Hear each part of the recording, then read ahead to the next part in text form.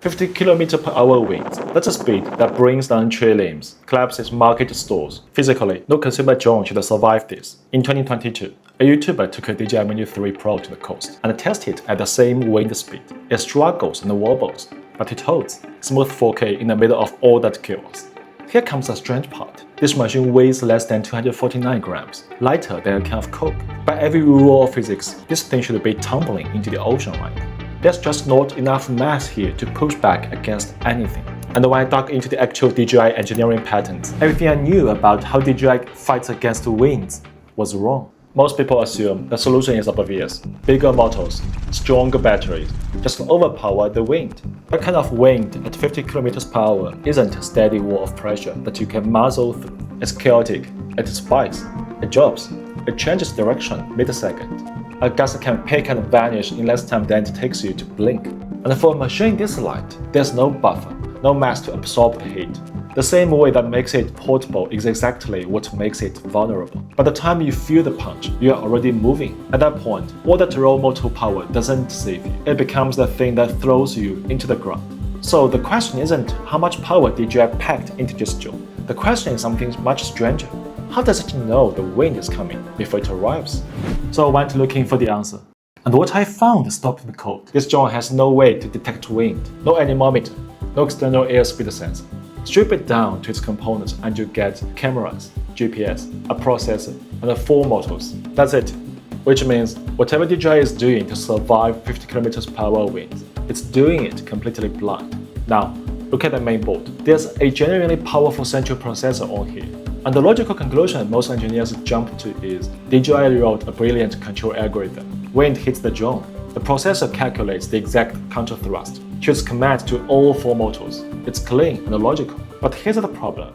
Every command that travels from a central processor to a motor takes time. Not much, but some.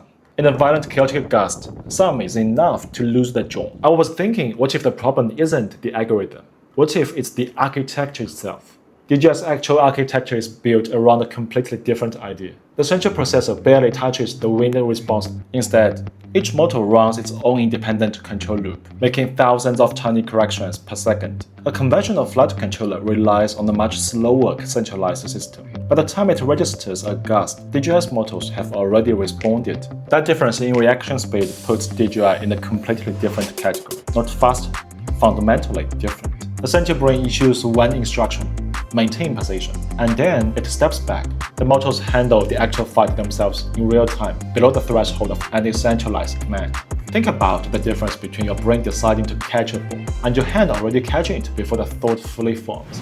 The reflex lives at the bottom of the stack, not the top. But here's where it gets genuinely strange. Fast motors solve the response time, but they don't solve the detection problem. How does a drone know it's being hit before it starts moving? Because this is the part that kills most drones.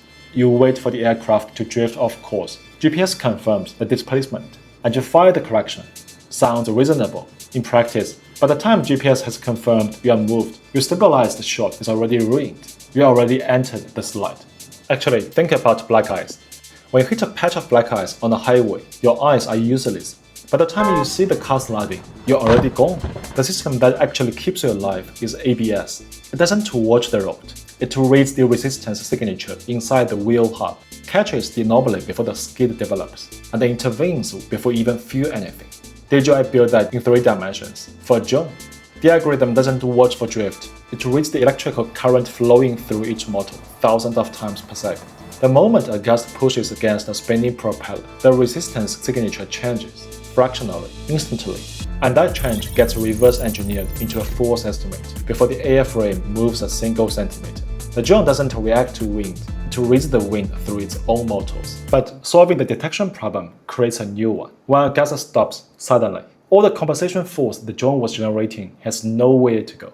That stored momentum becomes the thing that flips the aircraft. So the motor controllers flip their own logic. Each motor briefly runs in reverse, not to thrust, but to brake, converting rotational energy back into electrical current, absorbing the momentum before it translates into movement. Without active braking, those spinning propellers would throw the drone 2 to 3 body lengths off course in under a second. The brake isn't a safety feature, it's what makes the whole system work. The drone kills its own momentum in under 20 milliseconds. So we've cracked how DJI reads wind it can't see, and it breaks momentum it can't touch. But the deeper I got into this, the more I realized DJI isn't the only one running this playbook. If you've seen footage of Unitree's humanoid robots absorbing a full force kick and recovering mid-stance, that's not a party trick. Engineers have put those joints through impact tests that would snap a conventional robotic limb clean off. The robot doesn't see the kick coming, it doesn't have time to. Vision processing alone takes dozens of milliseconds. By then, it's already on the floor. What saves it is the same logic DJI uses. The moment the kick lands, the joint motor feels a sudden spike in resistance. The controller reads that spike, calculates how much force is hit, and fires back a counter force, all before the leg has visibly moved. Wind, a kick, a stumble on uneven ground. To the algorithm at the bottom of these machines, they are identical events. An unexpected change in torque, a number that doesn't match the model, something to be corrected before it becomes a bigger problem. That pattern is quietly becoming the operating principle of robotics hardware. And what that means for where this industry goes next is not a small question. For a century, the engineering answer to physical chaos was more structure, more sensors, more hardware between the machine and the world. When the software inside the motor becomes the sensor, what happens to every company that built their business on selling you more hardware?